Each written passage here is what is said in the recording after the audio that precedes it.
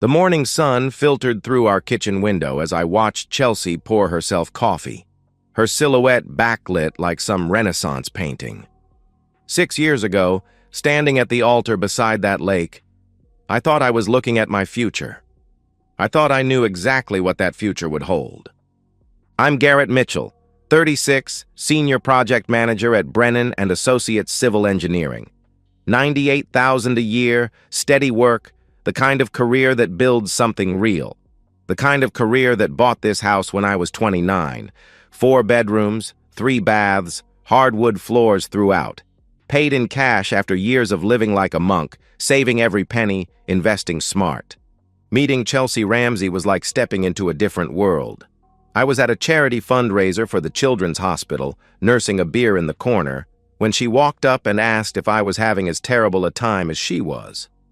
That laugh, God, that laugh could light up a room.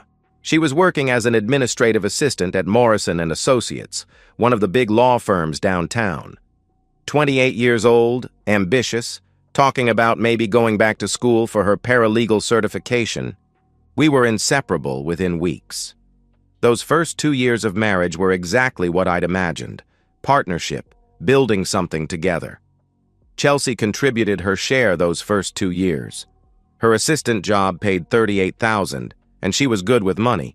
We'd split groceries, utilities, date nights. Everything felt balanced, equal, real. Then came the conversation that changed everything.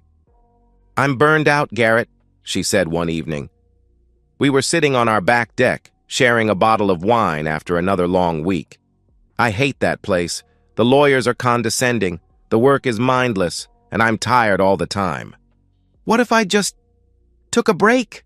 she continued, testing the waters. "Focused on us for a while? On the house? On building our life together?" I should have asked more questions. Should have pushed for timelines, plans, goals.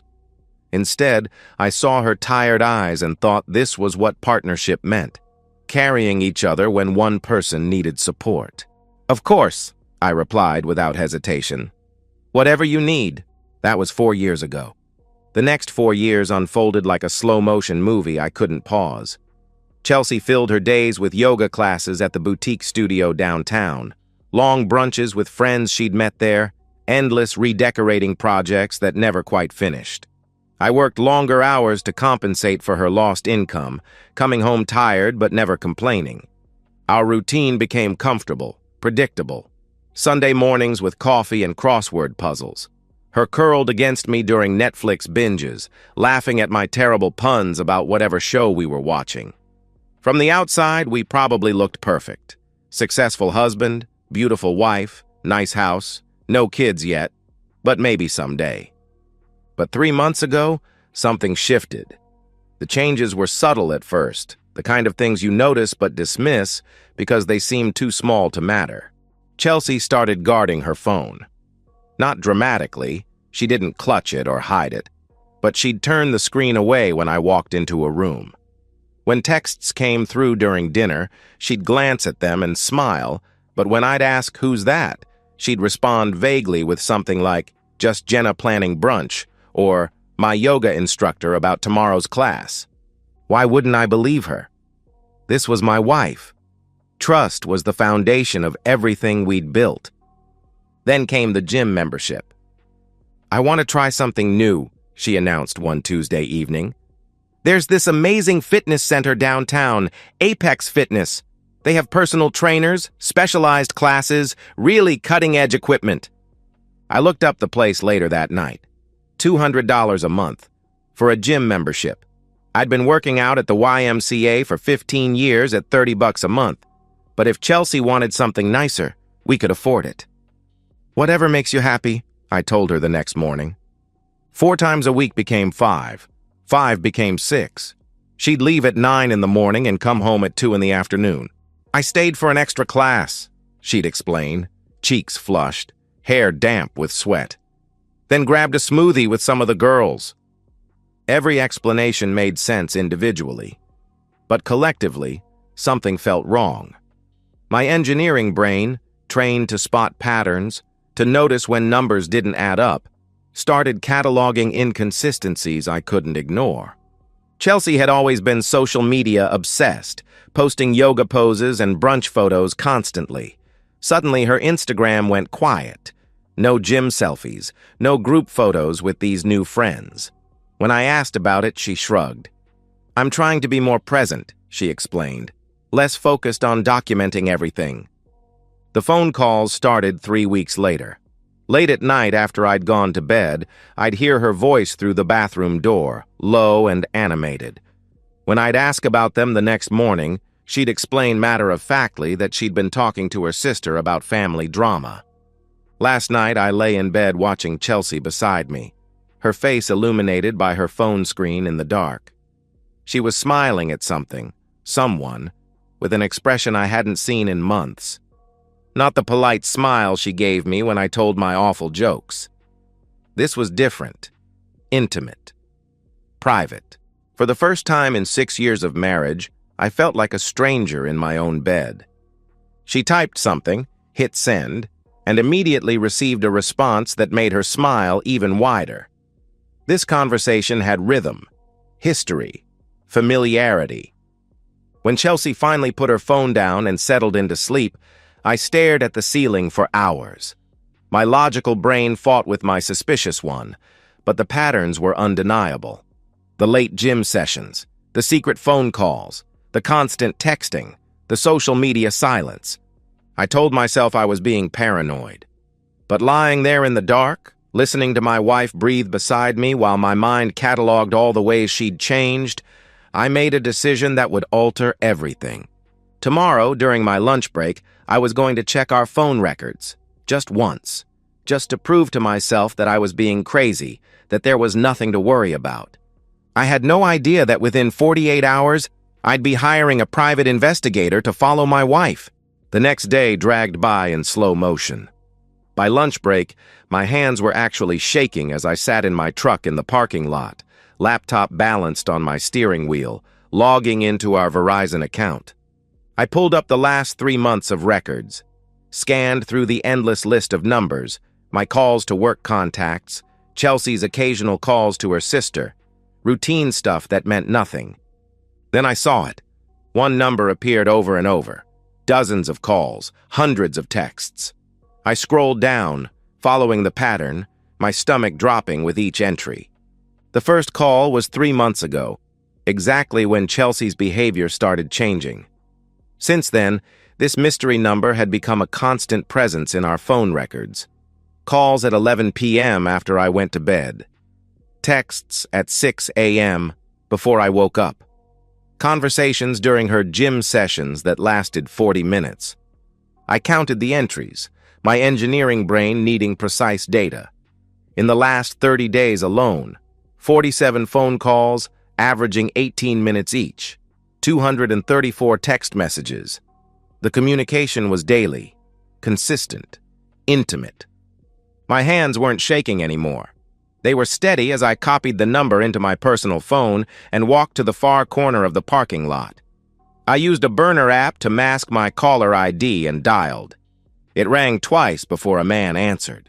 His voice was casual, confident, with the kind of easy charm that probably worked well on married women. "Hello?" he said. I hung up immediately, heart pounding so hard I could hear it. A man. Of course it was a man. The next 24 hours were the longest of my life. I went through all the motions, finished work, drove home, kissed Chelsea hello like nothing had changed. She asked about my day with the same distracted interest she always showed, scrolling through her phone while I answered. "How was the gym?" I asked, testing. "Good," she replied without looking up. "New instructor today. Really pushed us hard." The lie came so easily, so naturally, like she'd been practicing. The next morning, I called Victor Santos. My colleague Jake had used Victor during his divorce 2 years ago. "Best PI in the city," Jake had said. Victor's office was in a nondescript building downtown. He was younger than I'd expected, maybe 40, lean, with the quiet intensity of someone who'd spent years watching people's secrets unfold. "I need surveillance on my wife," I said after the preliminaries. I think she's cheating. Victor asked practical questions. How long had I suspected? What evidence did I have? His tone was professional, matter of fact. I showed him the phone records on my laptop. Victor studied them without expression, occasionally making notes. This is pretty clear-cut, he said finally. The pattern is textbook. Victor quoted his rates. Expensive, but not prohibitively so. I'll need 2 weeks minimum, he explained. Full surveillance during her stated gym schedule, photo documentation, video if possible, complete report. And if you don't find anything? I asked. Then you'll know she's faithful, and you can work on whatever's causing your suspicion, he replied. But Mr. Mitchell, in 20 years of doing this job, when the phone records look like this, I always find something. I wrote the retainer check on the spot. The next 2 weeks were psychological torture. Every morning I kissed Chelsea goodbye, knowing that somewhere in the city, Victor was watching her, documenting her movements, photographing whatever she was really doing during those long gym sessions. I noticed things I'd missed before. New lingerie in her dresser, expensive pieces I'd never seen her wear for me, a different perfume, something spicier and more exotic than her usual scent, the way she'd check her phone the moment I left any room. On day 10, Victor called. We need to meet, he said, in person. The coffee shop was across town. Victor was already at a corner table when I arrived, a thick manila folder beside his laptop. Your instincts were right, he said without preamble. He slid the folder across the table. Your wife is having an affair. My hands were steady as I opened the folder. The first photograph stopped my heart. Chelsea holding hands with a man outside Apex Fitness. He was everything I wasn't. Tall, muscular, arrogant smile. The second photo showed them kissing in a parking lot. Not a friendly peck. A deep, passionate kiss between people who'd been doing this for a while. The third. Entering the Windsor Inn together. Time stamped 4 days ago at 11:47 a.m. Who is he? I managed to ask. Owen Drake, 38. Personal trainer at Apex, Victor answered. This isn't his first time with a married client. He's seduced at least 3 other married women in the last 2 years. Victor opened a file on his laptop. There's more, he continued. Hotel hallway security footage, and the door to his room was cracked open during one of their visits. My camera caught everything. He slid a USB drive across the table. Fair warning, this isn't easy to watch, he warned. But it's undeniable evidence if you need it. I stared at the USB drive like it contained a bomb. In a way, it did. The bomb that would destroy my marriage, my trust, my entire understanding of the woman I'd lived with for 6 years. Take your time processing this, Victor said, standing. Call me when you're ready to discuss next steps. Document everything. If this goes to divorce court, you want to be the one holding all the cards. I sat alone in that coffee shop for over an hour after Victor left, the folder and USB drive in front of me.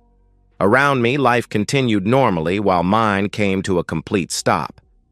Finally, I gathered everything and walked to my truck. The drive home felt surreal.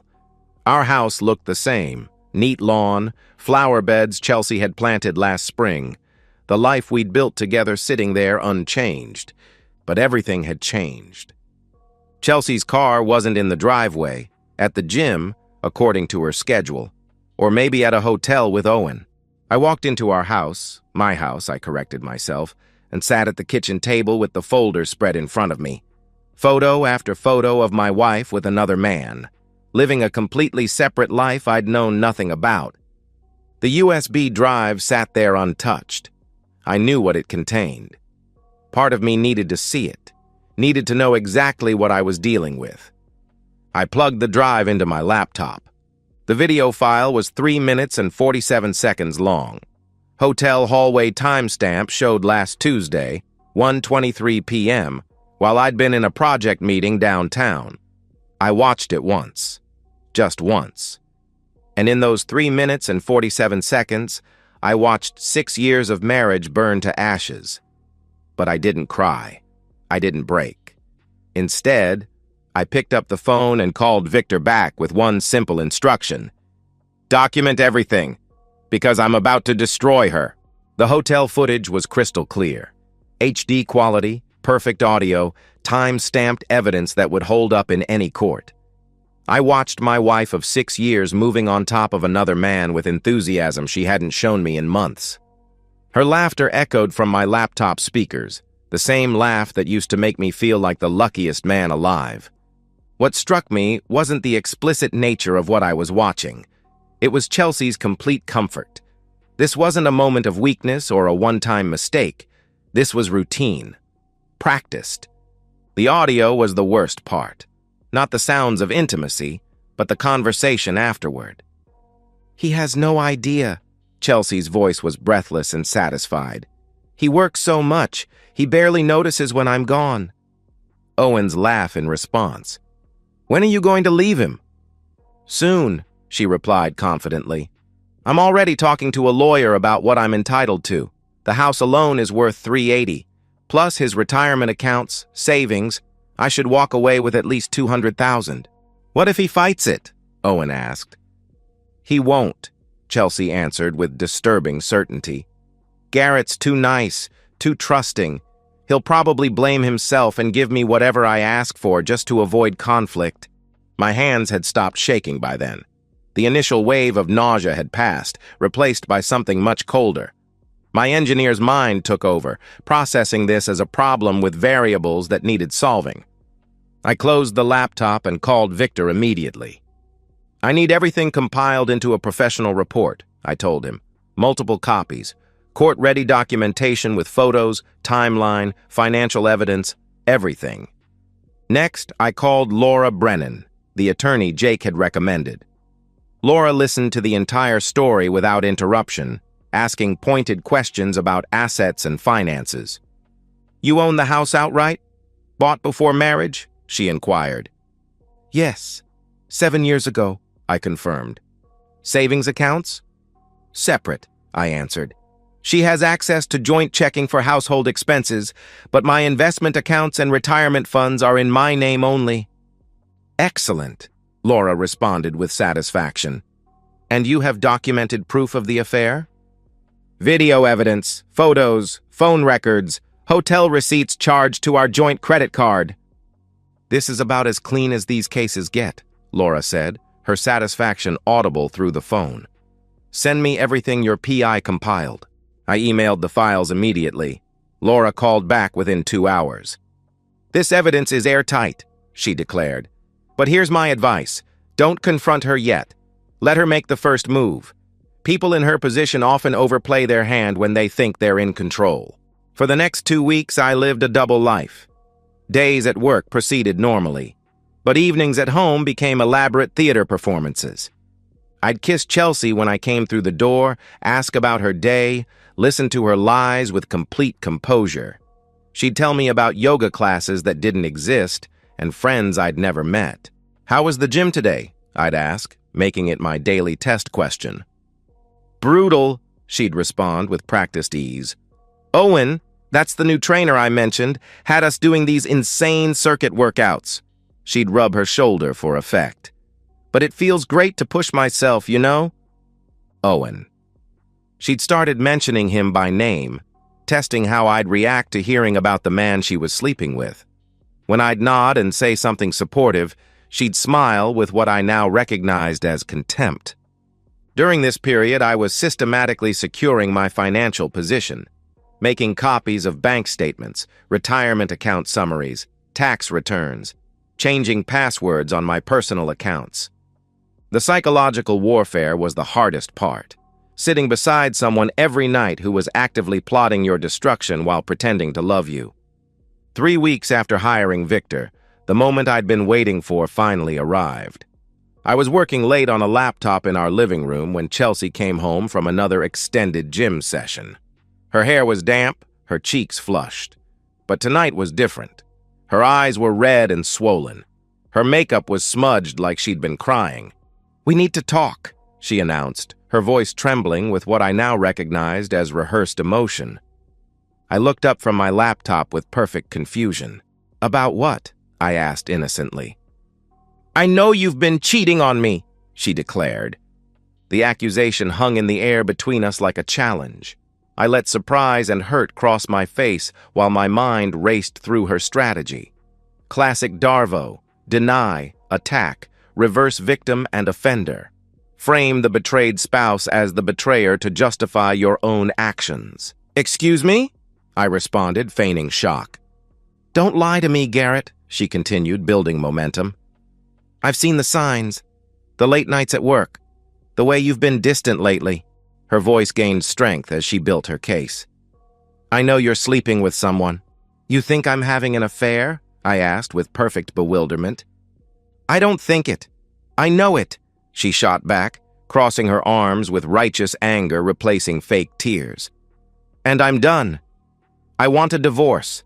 I paused, letting the silence stretch. This was it, the moment she'd been building toward for months. "Okay," I said calmly. She blinked, clearly thrown off her script. "Okay?" she repeated, confused. "If that's what you want, then yes.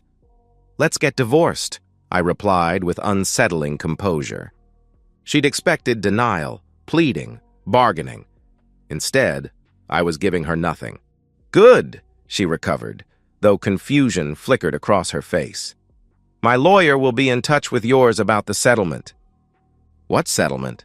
I asked with genuine curiosity. "Half of everything, Garrett," she declared triumphantly. "The house, your savings, your retirement accounts. You destroyed this marriage with your cheating, and I'm entitled to compensation." She grabbed her purse, her movements sharp with triumph. "I'll be staying at Jenna's tonight," she announced. "Give you time to think about what you've done." The door slammed behind her. I sat in the sudden quiet of our house, my house, and smiled for the first time in weeks. She'd done exactly what Laura predicted: overplayed her hand, revealed her strategy, positioned herself as the victim while demanding a massive payout for a marriage she'd already destroyed. I made 2 phone calls. First, Victor. "Send me every piece of evidence," I instructed. 10 copies of everything, professionally bound. Second, Laura. "Chelsea just accused me of adultery and demanded half my assets in a divorce settlement," I reported. "While she's the one committing adultery?" Laura asked for confirmation. "While she's been sleeping with her personal trainer for 3 months and charging hotel rooms to our joint credit card," I answered. "Perfect," Laura replied with palpable satisfaction. "She just committed strategic suicide." 3 days later, my phone buzzed with a text from Tyler, Chelsea's younger brother. "We're coming over tonight, 7 p.m. You better have answers." I smiled and texted back, "Come on over." Then I set up my laptop, printed Victor's complete report, and put a 6-pack of beer in the fridge. It was time to burn Chelsea's world to the ground. At 6:55 p.m., I watched headlights sweep across my living room window. Dennis's pickup truck, I'd recognize that rusted Ford anywhere. Through the windshield, I could see 4 silhouettes: Dennis, Karen, Tyler, and Chelsea herself. I'd spent the afternoon preparing with methodical precision. 10 copies of Victor's complete report sat on my coffee table, each one professionally bound. My laptop was open, USB drive inserted, hotel surveillance video cued to the most damning moment. 6 beers chilled in the refrigerator. Not for them, but for me. This was my show now. The pounding on my door came at exactly 7 p.m. I took my time answering. They pushed past me the moment I opened the door, Dennis first with his retired cop authority, Karen wringing her hands behind him, Tyler red-faced and aggressive, and Chelsea trailing last with that victimized expression she'd been practicing. "You son of a bitch," Tyler spat, getting in my face immediately. "You cheated on my sister." I looked at him calmly. "Sit down," I commanded. "Don't tell me to—" He started to protest. "Sit down," I repeated with absolute authority. Something in my tone, the complete lack of fear, made them all pause. They arranged themselves like a tribunal. Dennis took the armchair, positioning himself as the family patriarch. Karen perched nervously on the couch beside Tyler. Chelsea remained standing in the corner, arms crossed, wearing that smug expression of someone who thought they'd already won. I walked to the coffee table and picked up the stack of reports. Professional, thorough, damning. "Before we talk," I announced, "I want you all to read something." I moved around the room methodically, handing each person their copy. Dennis opened his immediately. 25 years as a cop had trained him to evaluate evidence quickly. His face changed in real time as he scanned the first page. Karen's hand flew to her mouth at the first image, her daughter holding hands with another man. Tyler flipped through faster, his righteous anger draining from red to pale white. "What the hell is this?" he demanded. "That," I said with surgical calm, "is a private investigator's report documenting your daughter's 3-month affair with her personal trainer, Owen Drake." "You're lying," Chelsea started from her corner. "Shut up, Chelsea," I said coldly, not even looking at her. I turned to my laptop and pressed play. The hotel surveillance footage filled my 55-inch TV screen. Crystal clear resolution, perfect audio, time-stamped evidence that couldn't be disputed. First, Chelsea and Owen entering the Windsor Inn together, his hand on her lower back, both of them laughing. Then, hallway security camera showing them kissing against room 304's door. Then, the interior footage from Victor's camera. Chelsea naked, moving on top of Owen with enthusiasm she hadn't shown me in years. Her voice clear through my speakers. "He has no idea. He works so much he barely notices I'm gone." "Oh my God!" Karen gasped, covering her eyes. "Turn it off," Dennis commanded, his voice shaking. "Not yet," I replied, my voice remaining surgical and cold. The video continued, audio clear enough to capture every damning word. "When are you leaving him?" Owen asked. "Soon," Chelsea answered confidently. "I'll take half of everything. That house alone is worth $380, plus his retirement, his savings. I should walk away with at least 200 grand. "What if he fights it?" Owen pressed. Chelsea laughed. "He won't. Garrett's too nice. He'll probably blame himself and give me whatever I ask for." "Jesus Christ, Chelsea!" Tyler exclaimed, standing up abruptly. I paused the video, freeze-framing on Chelsea's face mid-laugh, completely relaxed and confident in her betrayal. The room was silent except for Karen's quiet sobbing. I walked slowly toward Chelsea, who had pressed herself against the wall, tears streaming down her face.